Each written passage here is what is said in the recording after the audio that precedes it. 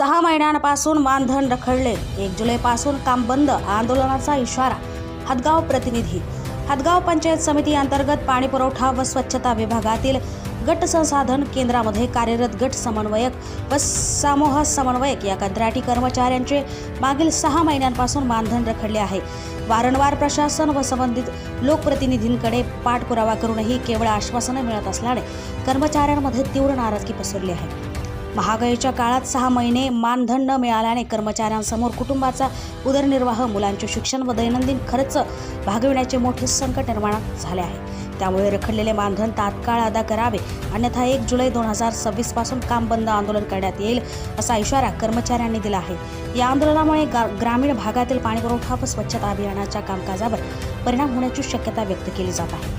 कर्मचाऱ्यांनी प्रशासन व प्रशासनाने तातडीने दखल घेऊन प्रलंबित मानधन अदा करावे अशी मागणी केली आहे.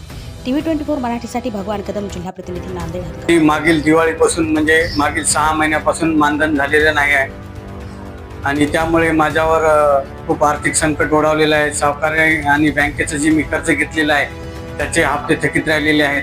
ते हप्ते मी भरू शकत नाही. आज रोजी बँकेची नोटीसवर नोटीस येत आहे मला, बँकेचे जे कर्ज उचललं असल्यामुळे, आणि ज्या सावकाराकडून पैसे घेतले ते लोक मला तगादा लावत आहेत. आज रोजी माझ्या कुटुंबावर अशी वेळ आलेली आहे की आज माझ्या मुलांच्या शिक्षणाचा प्रश्न उपस्थित राहिलेला आहे. त्याच्यानंतर जे काही लोकांचे उसने पासने उधार पाधार आणलेले आहेत त्याचा प्रश्न माझ्यासमोर उभा राहिलेला आहे. आणि ह्या सर्व गोष्टीचं आम्ही निवेदन माननीय CO मॅडमला दिलं. CO मॅडमकडून माननीय मंत्री महोदय, पाणी पुरवठा विभाग यांना पण या ठिकाणी आम्ही आमच्या संघटनेतर्फे निवेदन दिले. तरी पण आजपर्यंत आम्हाला कुठल्याही प्रकारचं मानधन हे शासनानं दिले नाही आणि फक्त आश्वासनं देण्यात येत आहे. गेल्या किती महिन्यापासून तुमचं मानधन रखडलेलं? गेल्या मागील 6 महिन्यापासून आमचं मानधन रखडलेलं आहे. आता पुढची भूमिका काय असेल तुमची? पुढची आमची भूमिका आहे, आम्ही 1 तारखेपासून काम बंद आंदोलनामध्ये सहभागी आहोत संघटनेनं पुकारलेल्या.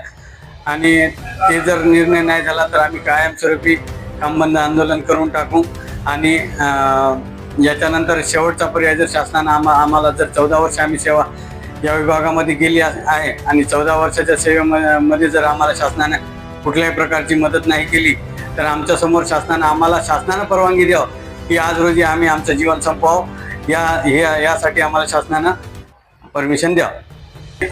हायकोर्टाचे आदेश असूनही की 10 वर्ष त्याची सेवा पूर्ण झालेली आहे, त्यांना सेवेत कायम करावे अशी हायकोर्टाची मागणी आहे. तरी पण आज रोजी शासन त्या कुठल्याही सर्वोच्च न्यायालयाच्या निर्णयाची अंमलबजावणी या ठिकाणी करताना दिसत नाही आहे. त्यामुळे आम्ही अजूनच चिंतेत आहोत आणि शासनाने कृपया त्या सर्वोच्च न्यायालयाच्या निर्णयाला अधीन राहून आम्हाला सेवेत कायम करावे.